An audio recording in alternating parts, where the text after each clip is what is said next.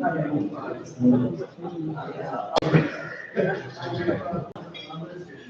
been telling all my friends, I'm like, vacation today.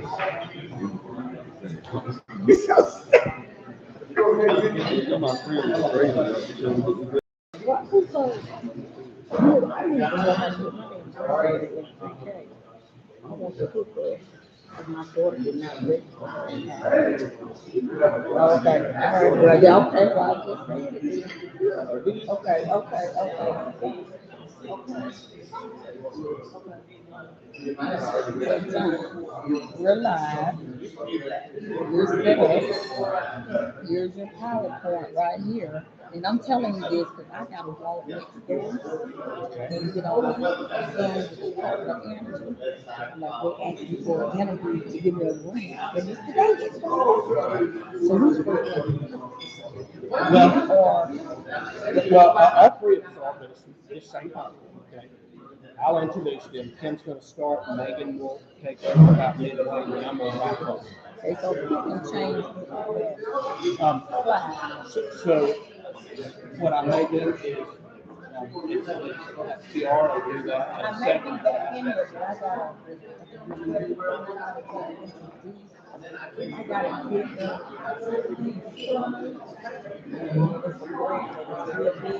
Okay. So will this be up here in a second? It's up there. Right. Okay. Right here. And I'm gonna tell Jason when he hit the light. Yes. Okay. And I've got her instructions on when to change each playthrough also. Okay? She's got that when Megan takes over also. And Megan can instruct her on where to go after that. So that would work out. So what I'll do is I'm gonna hand this to you.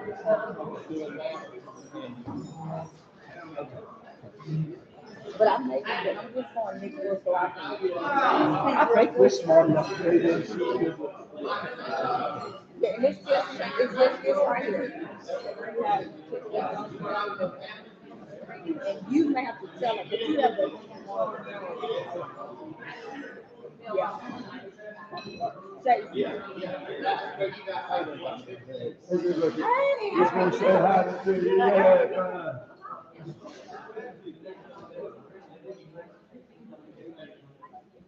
When we start, if you sit here and advance the slides, okay, just arrow right to advance, and then Kim will start.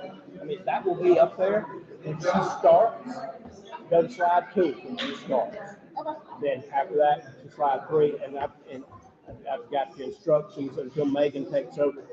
Megan just got 4 slides, so she will just prompt you next slide. Okay? This is all Kim. Okay? And then Megan will take over from there, and she'll prompt you on when to change those slides, and I've just got a couple of slides, so I'll try to use them. I don't think there'll be anything. Let's keep it down, not that, okay?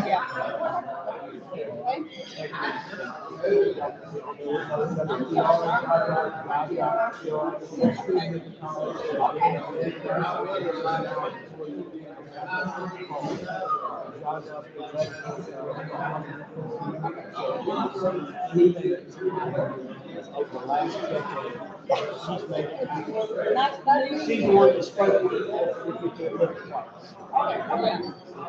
Yeah. I'll be checking on y'all.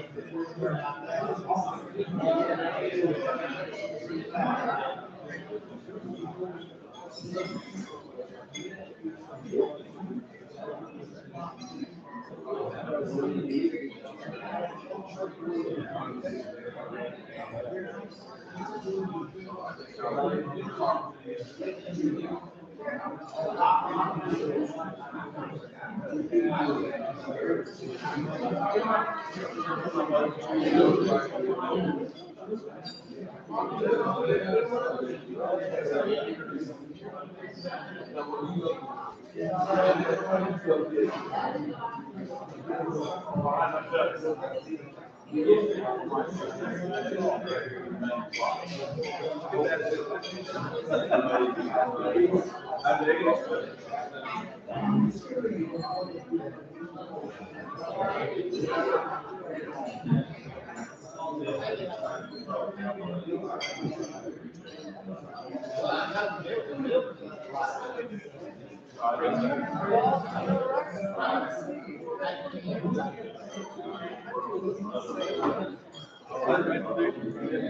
I met. I don't know, but we met last week.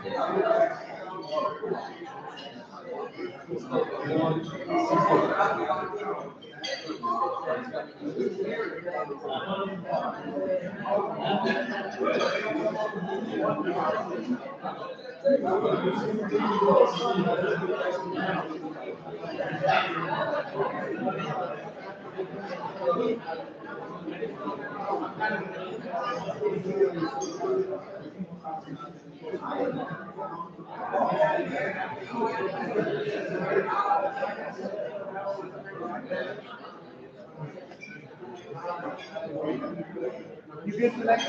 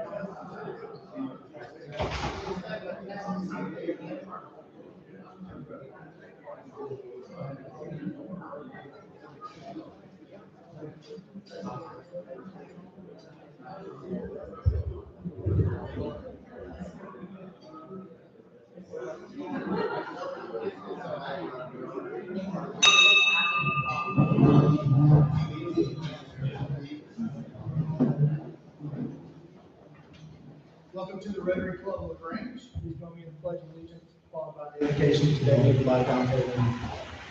I pledge allegiance to the flag of the United States of America and to the republic for which it stands, one nation, under God, indivisible, with liberty and justice for all. I have a short quote. What you get by achieving your goals is not as important as what you become by achieving your goals. I repeat that. What you get by achieving your goals is not as important as what you become by achieving your goals. I'd like to end with a prayer. Thank God for the many blessings we have here today. God have favor over our lives as we have the call today. We pray that we align totally with everything what you have and will for our lives. And we give you the honor and glory in Jesus' name. And thank you. Now I'd like to ask Scott Landon to come introduce our Mr. guest.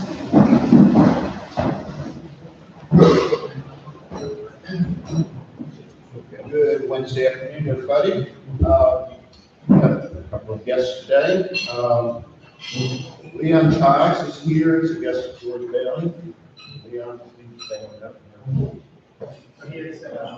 Oh, okay. And we have Trip Penn's guest for Susanna Baxter, president of Grange College. Welcome.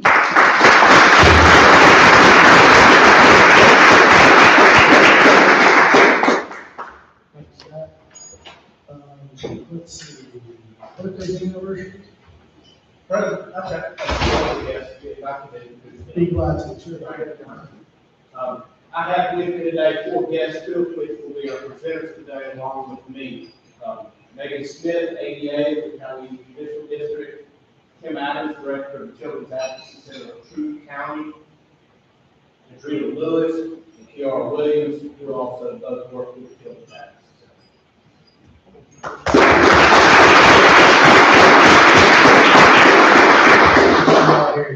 Thanks for being here. We do have a few member birthdays and anniversaries today. Celebrating our birthday on April 27th today. Gerald Watt, happy birthday. And then some member anniversaries. Henry Jacobs celebrates 7 years on April 30th, and Joe Radman celebrates 20 years on May 2nd. So happy birthday, happy anniversary. Thanks so much. I can think of no better way. Happy birthday, right? Just a few announcements before we get to Happy Dollars. Please silence your cell phones, take respect for our speakers today. Little housekeeping, the bathrooms are out of service up front, so bathrooms located in the back today. Remember that Lee Cathy is going to be taking portraits the next 2 weeks out here before and after our club meetings. So we're updating the church directory. You haven't, it's been what, 5 or 6 years since we did that. So we want to make sure everybody knows who each other are, put some names and faces together so that he's donating his time to do this, to take some good portraits of us. So we'd like to get that 100% participation rate of all our portraits. So if you want to update your picture or you don't have a picture, let's come see Lee and let him update that for us over the next couple of weeks. Also, I have one request to ask of the club. We are sending 2 students to Americas for the Rilo Convention. Is that right? They have a ride down to Americas on June 18th, but they need to be picked up from Americas on the 22nd, which is a Wednesday. So if anybody can look at their schedule and go pick up 2 college students, high school students, and their stuff, and bring it back to LaGrange that day. Let me know, we'll try to work out some details with Barbara about that, and that would be helpful. We don't want to leave them here. And then a reminder that the annual banquet is on June 9th at the college. So we got a couple minutes for Happy Dollars, I think. Let me start off by saying, I'll put $1 in the pot. I wasn't there last night, but I heard the symphony was fantastic last night, and we were back where we were supposed to be, and the music was good, it was a full house, and I'm just thrilled to death that we had the symphony back doing what it does, what it's supposed to do. So, anyway.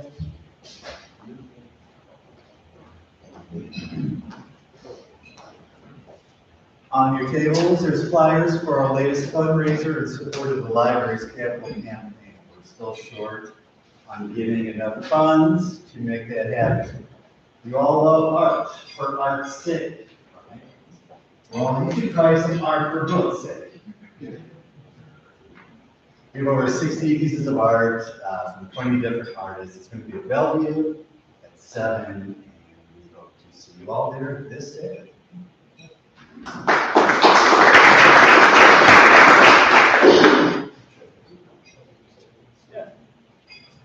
So this is a first for the Penn family. My oldest is getting married this weekend, so a lot of happiness and joy and all kinds of emotions. So I'm gonna be making happy dollars with me. Yeah, thank you.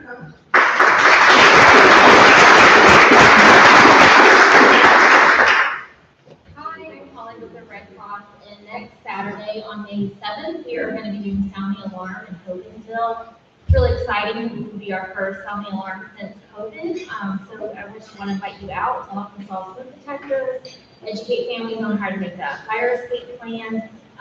It's going to be a really awesome day. We're getting started at 8:30 at the fire department in Hogansville. So if you'd like to sign up, you go to soundthealarm.org, put in our zip code, and that day will populate and you can sign up. I am also representing LSTA today. Carrie Weiss wasn't able to join us.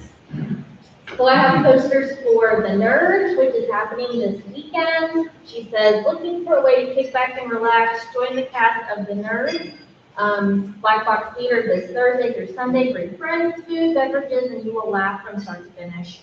See how music can walk you through everyday emotional roller coaster with young singers of West Georgia Spring Concert this Thursday and Friday at LaGrange High School at 7 p.m. So see you too.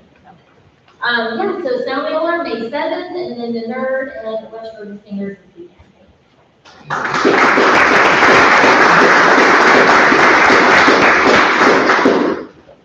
I'm going to donate $3 here because, and it's going to be in the name of the Interact Clubs.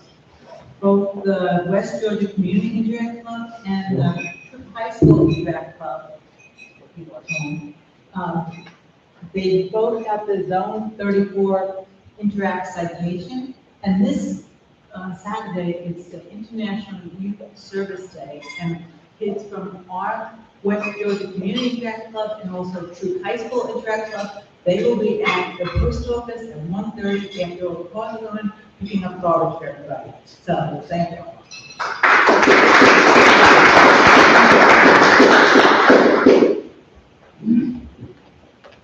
My friend Jane Alice shared with me that they had come up with a name for a scholarship program with the trust, the racial trust, and I was so excited that I want to share it with you.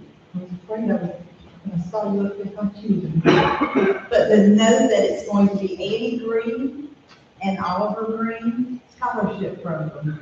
And I'm just so proud of everything we do at LaGrange, and it's so great to have you here. And always bring it on board. Who would you be without a Callaway?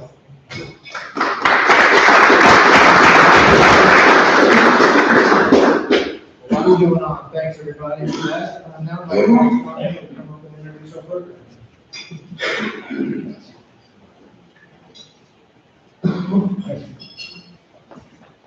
Thank you, Jason. Kim Adams is Director of the Children's Advocacy Center of Troup County, a program of Quincy Youth and Family Services. Kim's been with the CAC since its inception. In addition to her daily administrative duties with the CAC, has served as the chair of the Troup County Child Abuse Protocol for the past 20 years, fulfilling a legislative role under the Georgia Code. Under Kim's leadership, the Advocacy Center has achieved and maintained full accreditations with Advocacy Center state and national accrediting bodies over the last 15 years. Accompanying Kim in this presentation is Megan Smith, who is an assistant district attorney at Troup County District Attorney's Office. Megan graduated from Mississippi College School of Law in 2019. She has been in the Troup County District Attorney's Office since July of 2019.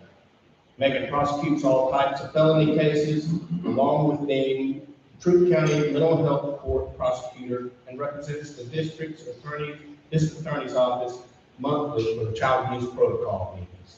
Please join me in welcoming Kim Adams and Megan Smith.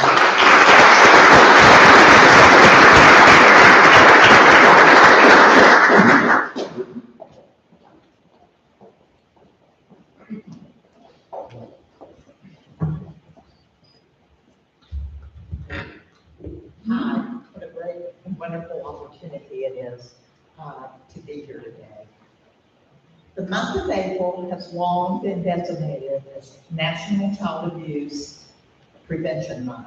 It's a time to raise awareness to the prevalence of child abuse which exists in every community across the nation. Sadly, our community is no different.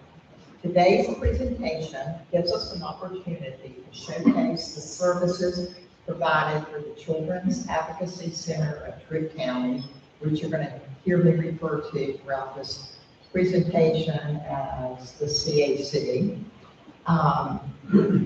and to share prosecution's role in holding offenders accountable for crimes involving the maltreatment of children. I'll begin by giving you an overview of the CAC's fledgling beginnings, which have taken us to where we are today. In early 2000, then District Attorney Pete Scandalakis began discussions with local child welfare stakeholders about how our community can better respond to child victims of abuse.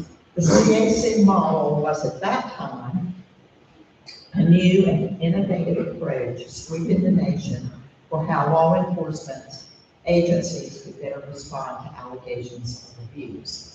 The CAC model, born out of Huntsville, Alabama, back in 1985, was developed by Congressman Bud Kramer and arose to address key flaws in the child welfare system. More specifically, child welfare agencies were at that time not working together in child abuse investigations, resulting in further trauma to the child. This bold approach was met with a mixture of excitement and skepticism. Through Pete, we were blessed here in Troup County to have a forward-thinking DA who had the vision and foresight to embrace and sell this idea to child welfare stakeholders at the table. With buy-in from community partners, the CAC opened our doors in 2002 with only a child interview. Over the past 20 years, the CAC has evolved into a multifaceted service model in which a coordinated systems approach to child abuse investigations serves as our guiding foundational principle. We recognized early on that no one agency alone can ensure the multitude of child victims who walk walking your door day in and day out. Exactly what is a Children's Advocacy Center? A CAC is the cornerstone or hub, if you will, for child abuse investigations, serving child victims of sexual, physical, and emotional abuse, as well as children who have been victims of commercial and sexual exploitation, in addition to children have been witness to or a victim of a violent crime. The CAC provides a safe, child-friendly, child-focused setting where children who are the subject of these investigations are referred by law enforcement and child protective services to tell their story to a forensic interviewer who specializes in the interviewing of children in a manner which is legally sound and which does not cause further trauma to the child.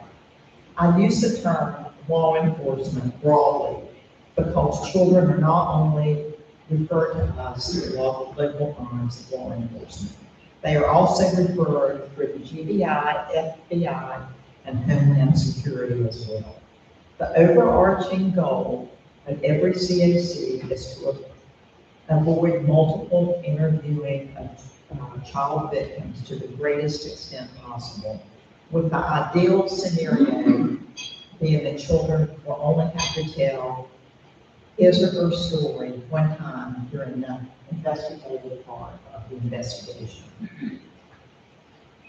In addition to forensic interviews and forensic medical exams, which are provided on site, we provide a host of trauma-informed victim support and advocacy services across the continuum of the case to provide child victims and non-offending caregivers with the care they need to facilitate the healing process and to help them achieve the positive life outcomes that they so deserve. With that being said, I would be remiss if I failed to mention the pandemic's impact on service delivery within the child welfare arena. While we are very proud of the fact that we never closed our doors throughout the pandemic, what did happen, and the reality is the pandemic created the perfect storm for our most at-risk children.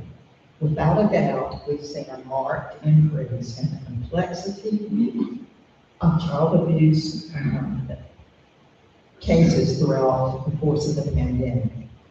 For those families which were already in crisis in pre-pandemic terms, the pandemic only exacerbated the abuse which already existed within the family unit, as evidenced by the egregiousness of the child abuse cases that we've seen over the last couple of years.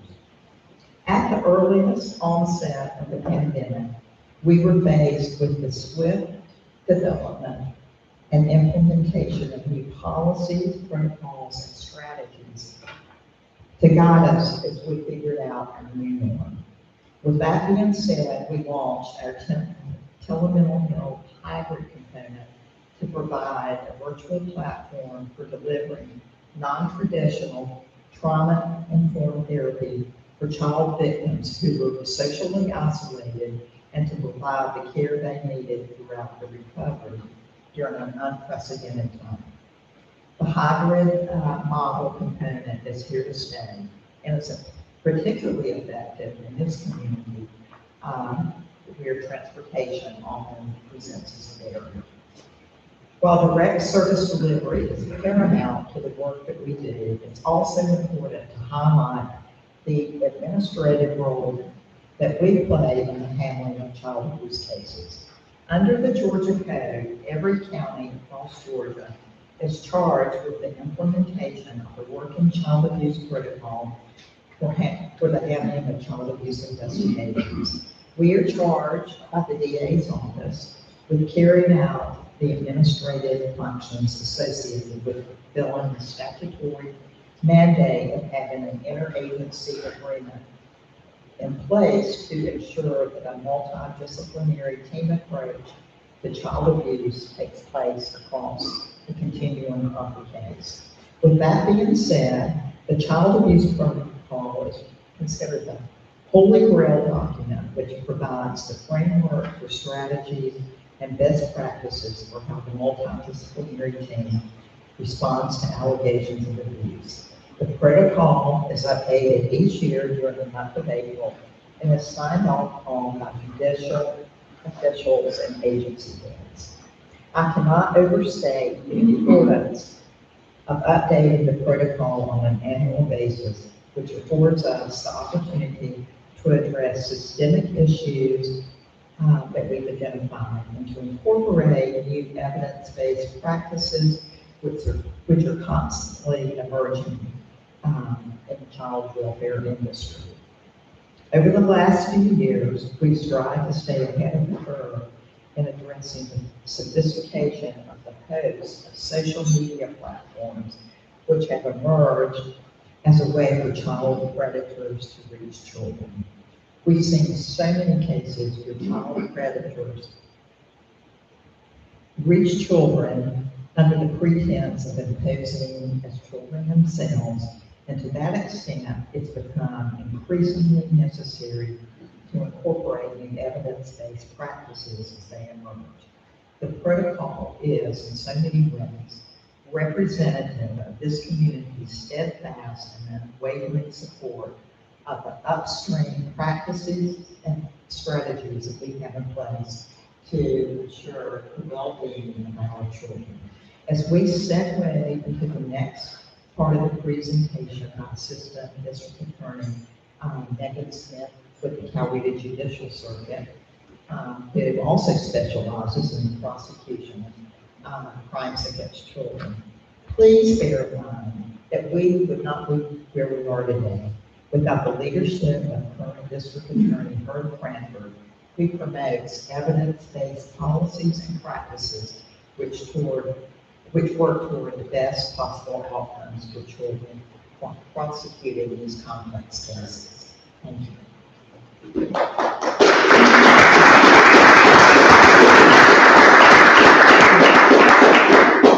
So Ms. Adams did a great job talking about my boss, but I just want to say, on behalf of Tim, thank you for allowing me to come and speak to you guys today about this topic.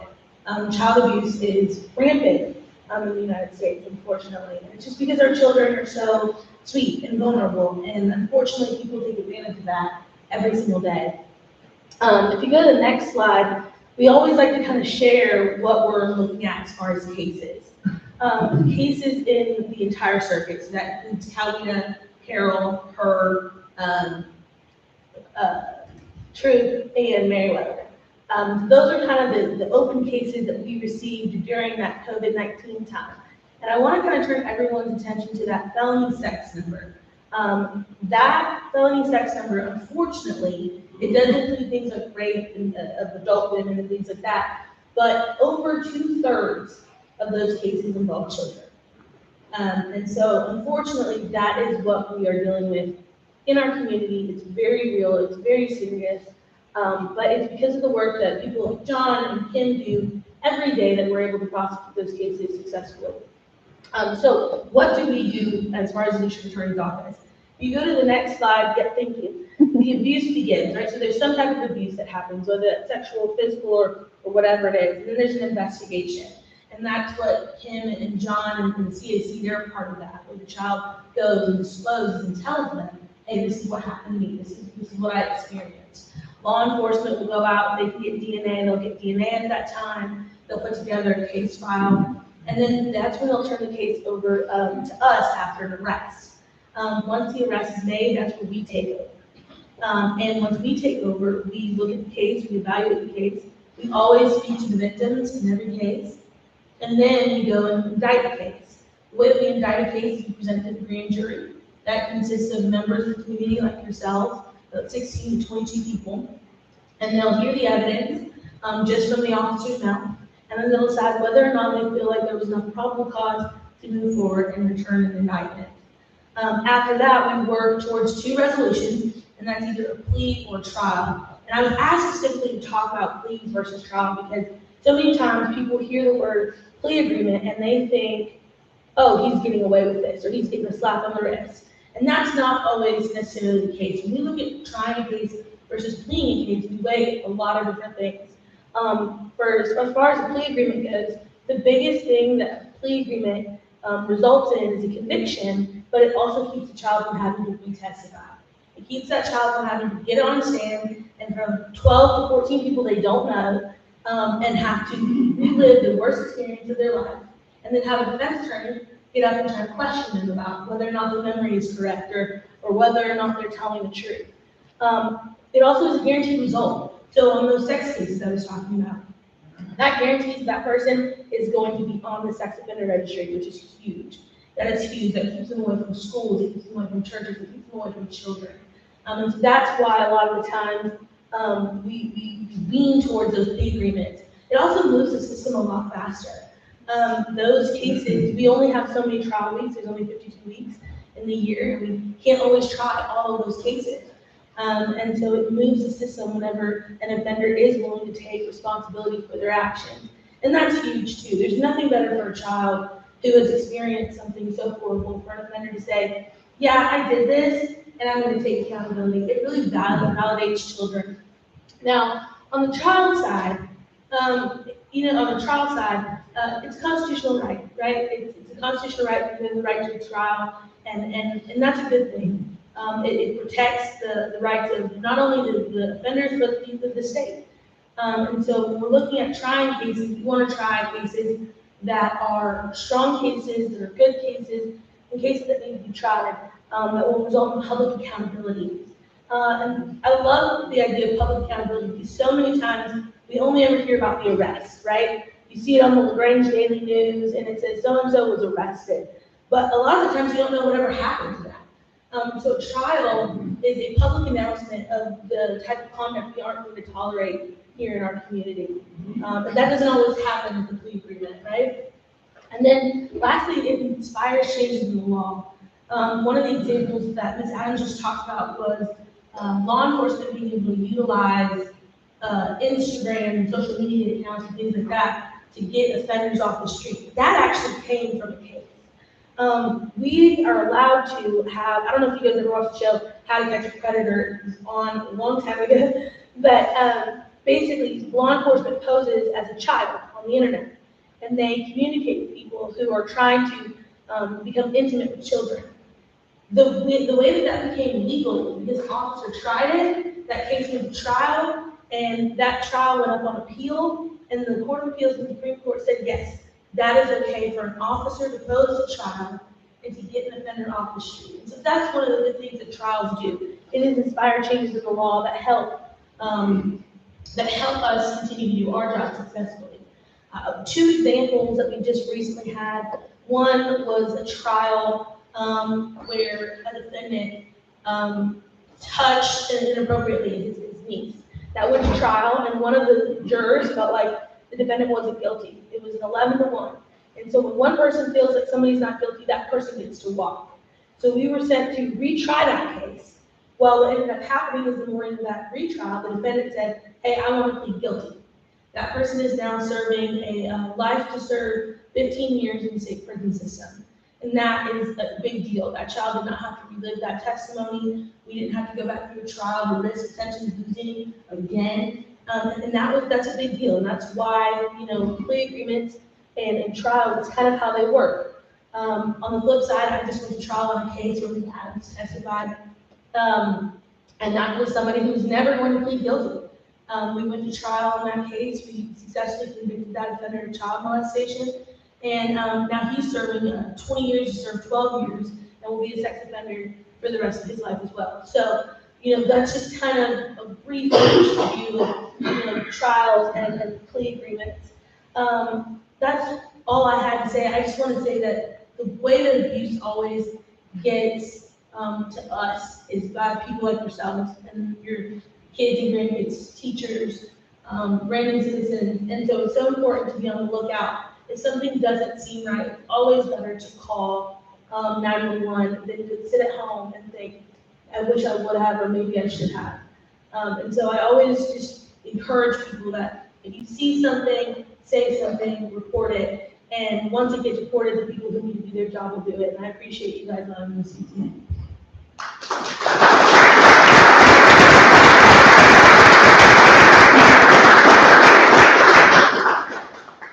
One more me. I'm just going to wrap it up, and it's already up here. We all know the 4-way test.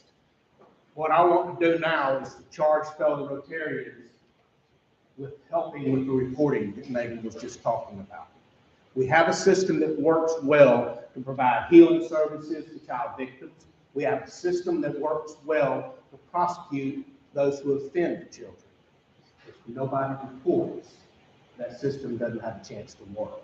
So as Rotarians, what can we do and what are we called to do? We can ask ourselves the 4 questions. Is it the truth? It is.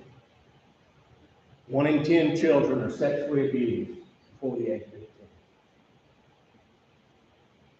Is it fair to all concerned? Our forensic interviews and exams are exactly that. They're forensically sound.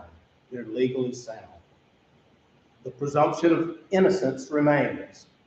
We simply yet very strongly believe that suspicions of child abuse should be formally and fairly investigated. Will it build goodwill and better friendships? Webster's first 3 synonyms listed for goodwill are benevolence, compassion, and goodness. A recent article in Psychology Today lists ways to make and keep friendships as an adult. Make it a health issue, embrace quality and ditch quantity, commit to community, and remember the little things. This is indeed a quality health issue in which participants commit to community, remembering the community's children and the fact that they are indeed our future. Will it be beneficial to all concerned? Though there's no doubt that some topics and some initiatives, maybe most, have some downside. There's not a downside to this. Will you continue to be a good Rotarian, embracing these 4 tenets, and will you, LaGrange Rotarians, be stewards of children? On each of your tables, there's a few little cards. Those have a QR code on the back that will let you know how to participate and complete the Stewards of Children training online. That training is free. It's about 2 hours. It is one of the most compelling trainings I've ever participated in. If you'd like to have us come to your business, to your church, or any other organization and do a facilitated training in person, we'll do that also. I put a workbook on most of the tables that you get with that training. But what I'd like everybody to do is to fully embrace this. If you have not taken this training, please do so. It is extremely enlightening. If you've done so and it's been several years and maybe you're a little bit rusty, take it again. You can do it on a tablet at home, sitting on your couch. You can do it online. If you want it at your church, again, give me a call. We'll set up a date and a time, and we'll come out and do a facilitated training for you. Child Abuse Awareness Month is April. We're wrapping that up now. Again, you and other community leaders are the link between these children and the services that they need. Thank y'all so much for the opportunity today.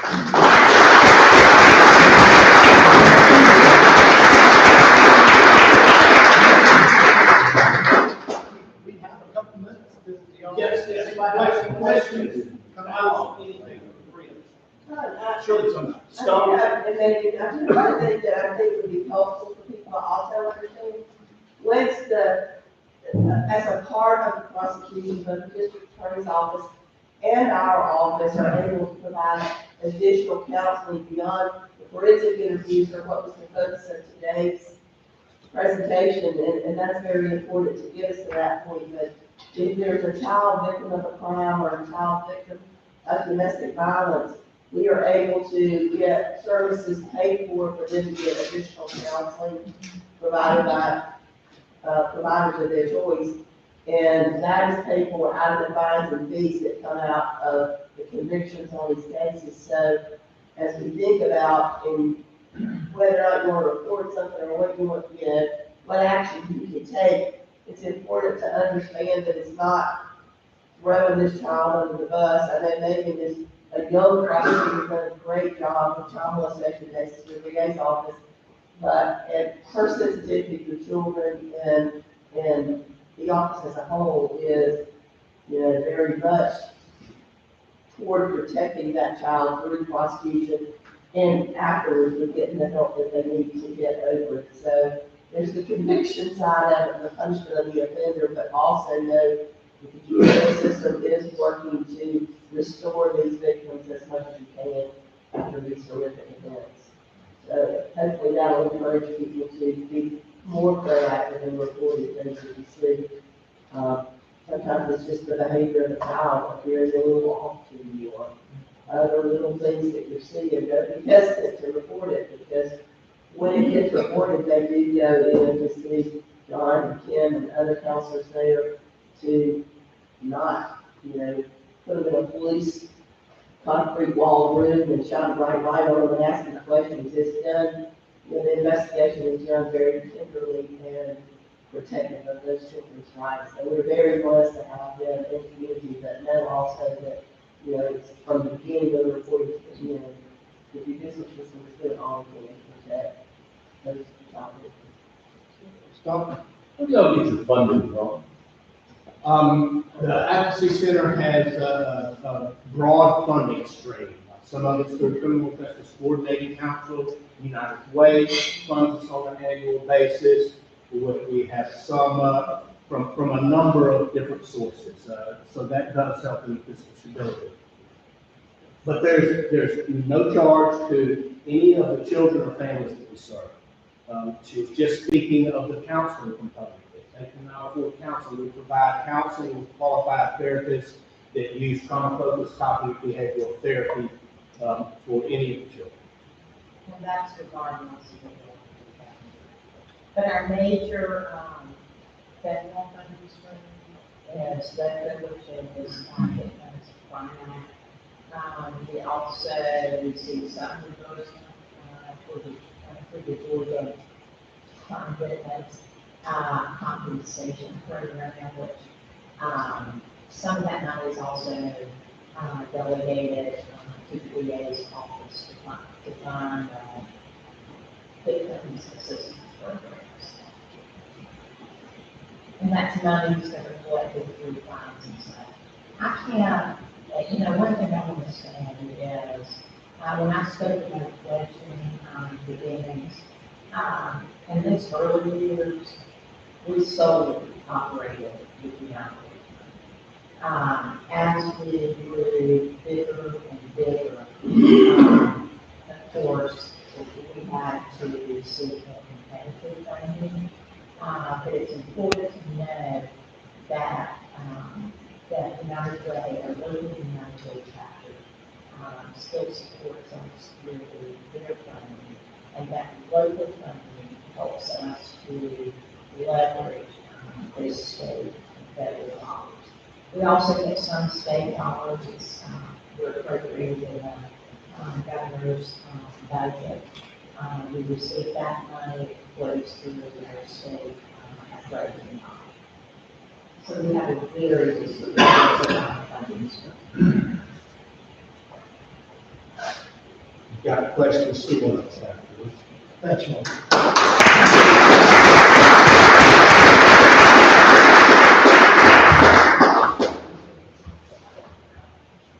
I'm with kids every day, and I think a lot of us breaks my heart that we don't want to keep it.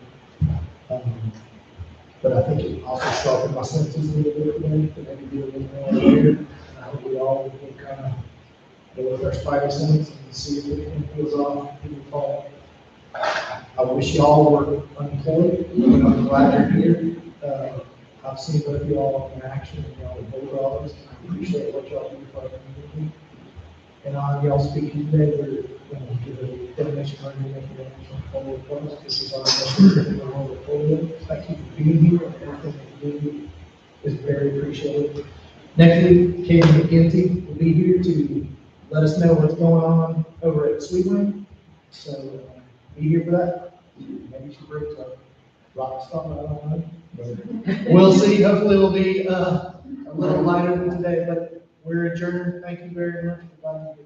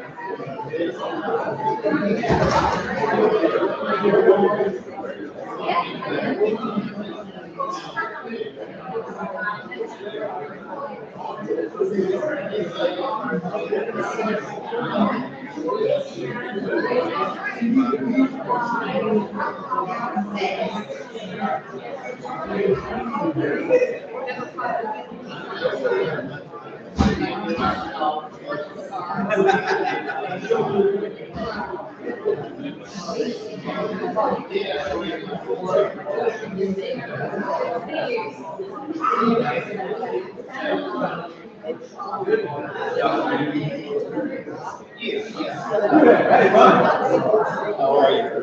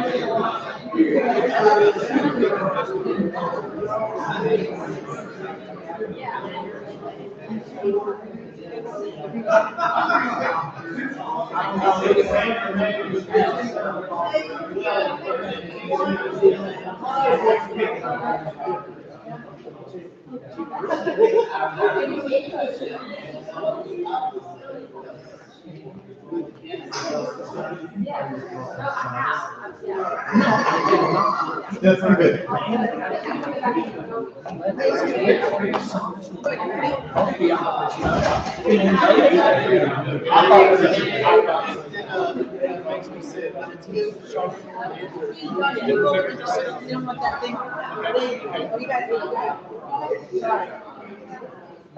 I will read it and Is this for yours or theirs? Mine. Take it with you.